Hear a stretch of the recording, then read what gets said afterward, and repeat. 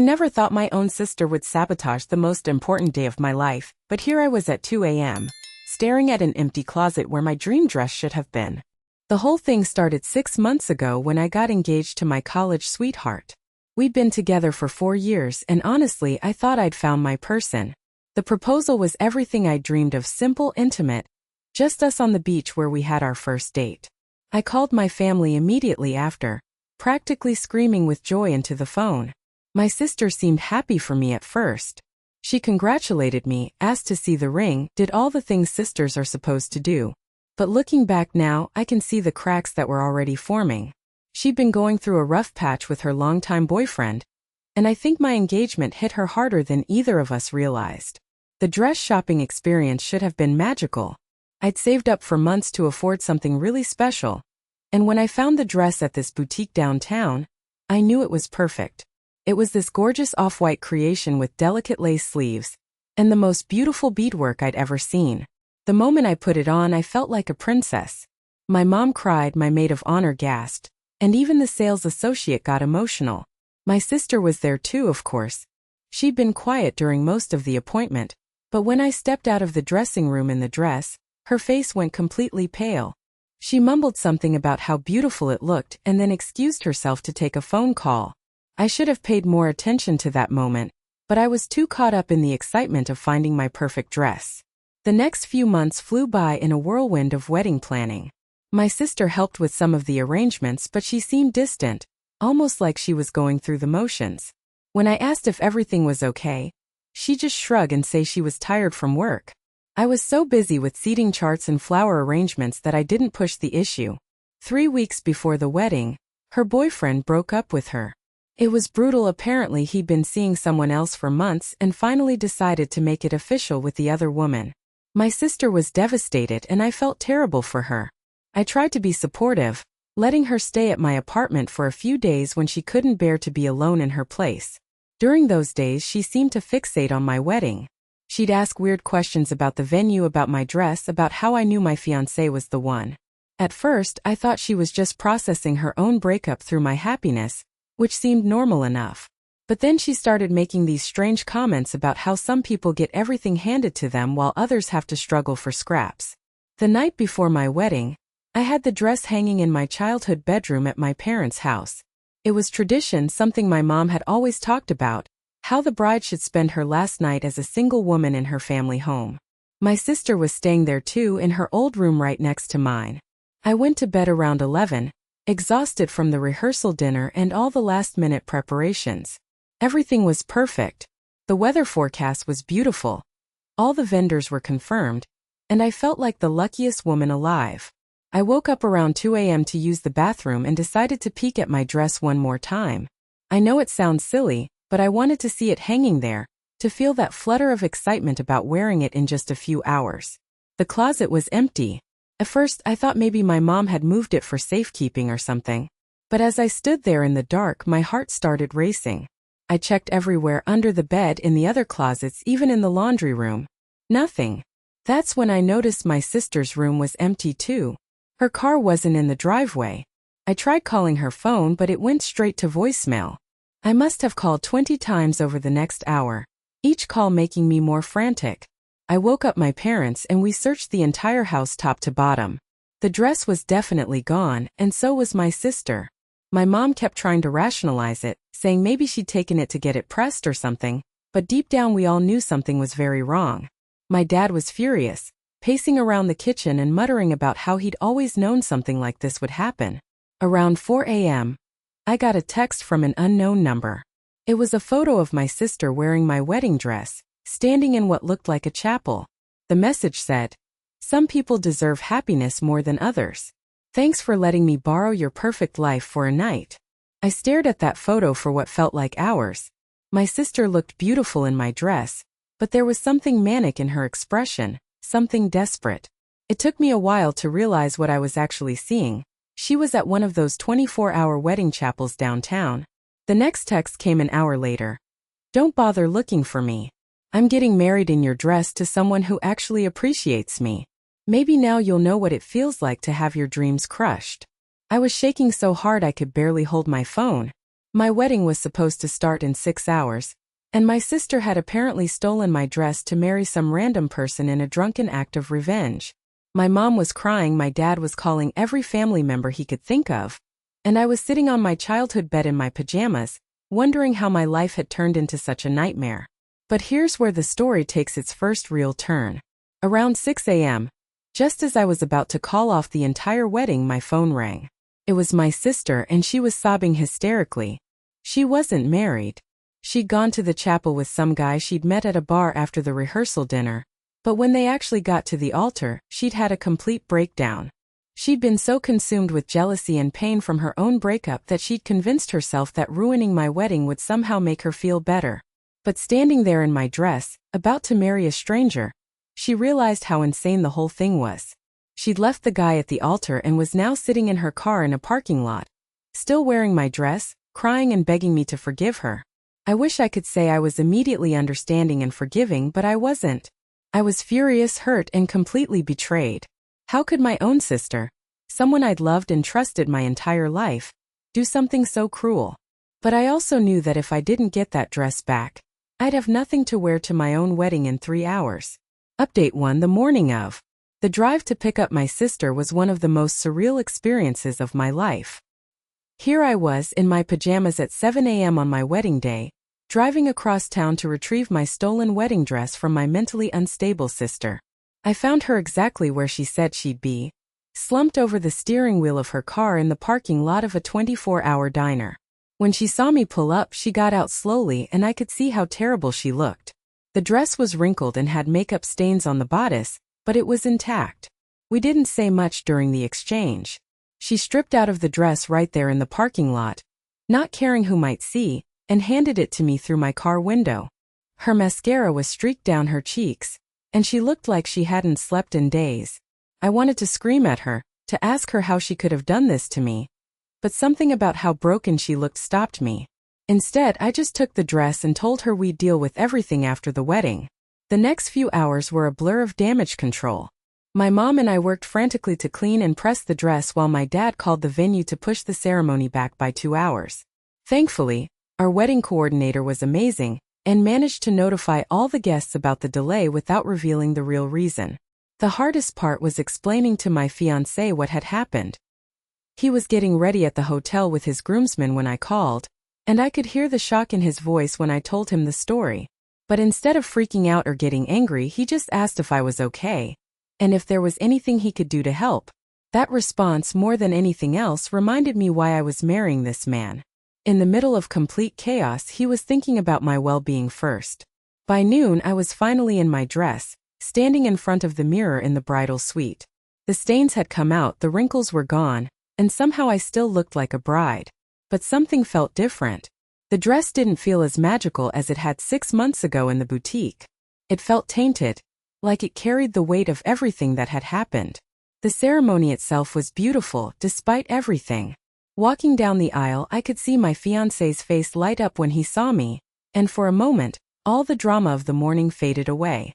My sister wasn't there, of course. She'd apparently gone home and wasn't answering anyone's calls. But as I said my vows, I couldn't shake the feeling that something fundamental had shifted. Not just with my sister, but with my whole understanding of family and trust and how quickly everything you think you know can fall apart. The reception was lovely, but I kept getting asked where my sister was. I'd practiced a vague answer about her not feeling well, but each time I said it, I felt like I was protecting someone who didn't deserve protection. It wasn't until we were cutting the cake that I noticed a familiar face in the crowd.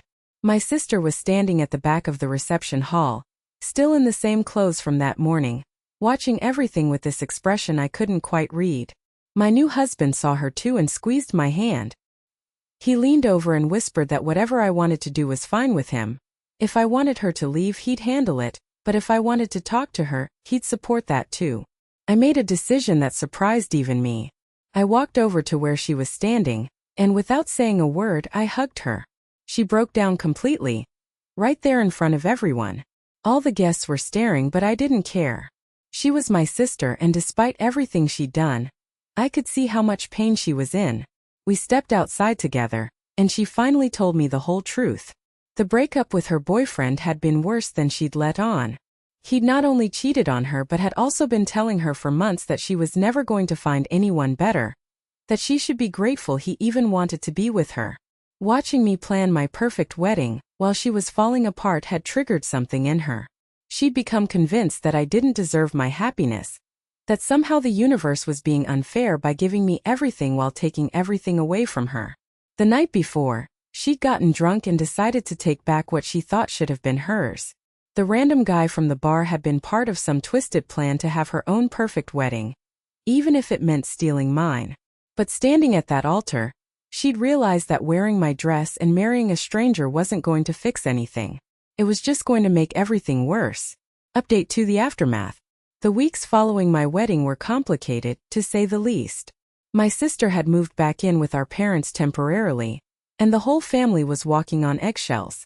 Some relatives thought I should cut her off completely, while others felt I was being too harsh by not immediately forgiving her. My new husband and I decided to postpone our honeymoon for a few weeks to deal with the family situation. He was incredibly patient through all of it, never once making me feel like I had to choose between him and my family. About 2 weeks after the wedding, my sister asked if we could meet for coffee. I wasn't sure I was ready, but I agreed because I needed to understand how we'd gotten to this point. She looked different when I saw her, more like herself but also somehow older. The first thing she did was apologize, not just for taking the dress, but for months of passive-aggressive behavior and resentment that I'd been too caught up in wedding planning to fully recognize. She'd been going to some group sessions for people dealing with depression and anxiety, which she'd apparently been struggling with long before her breakup. Her therapist had helped her understand that her actions on my wedding day weren't really about the dress or even about my happiness. They were about her own feelings of worthlessness and fear that she'd never have what I had. But here's where things got really unexpected. During our conversation, she mentioned something that made my blood run cold. The guy she'd almost married that night? He hadn't been some random stranger from a bar. He was her ex-boyfriend's brother. Apparently, after her breakup, the brother had reached out to her, supposedly to offer support and to apologize for his brother's behavior. But it had quickly become clear that he had his own agenda.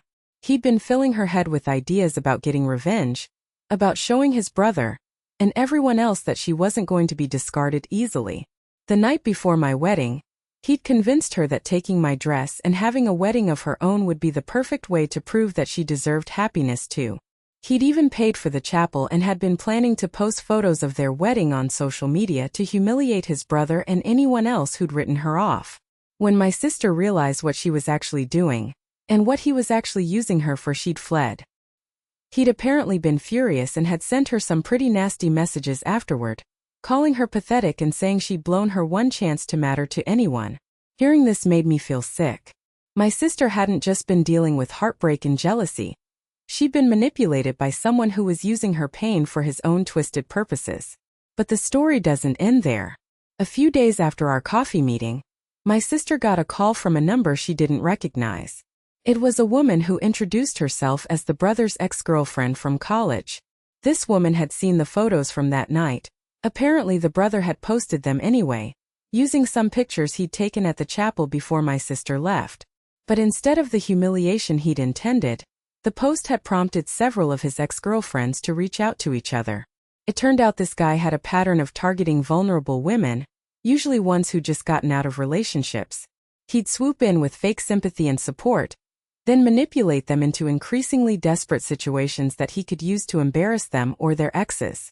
My sister was just his latest victim, but she was also the first one to walk away before he could complete whatever sick plan he had in mind.